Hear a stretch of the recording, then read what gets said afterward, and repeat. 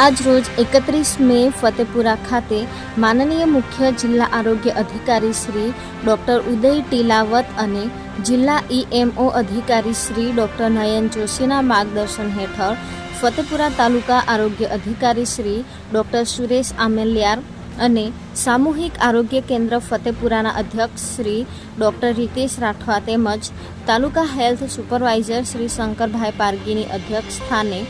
હેઠળ ફતેપુરા ખાતે વિશ્વ તમાકુ નિષેધ દિવસની ઉજવણીના ભાગરૂપે ફતેપુરા નગરમાં રેલીનું આયોજન કરવામાં આવ્યું હતું. લોકોને તમાકુ, સિગરેટ, બીડી વગેરે વ્યસનથી દૂર રહેવા તથા તમાકુ, બીડીથી નુકસાન તેમજ કેન્સર જેવી જીવલેણ બીમારીથી બચવા તમાકુ વ્યસન છોડવા ઉદ્દેશ્યથી લોકોમાં જનજાગૃતિ લાવવા રેલીનું આયોજન કરવામાં આવ્યું હતું,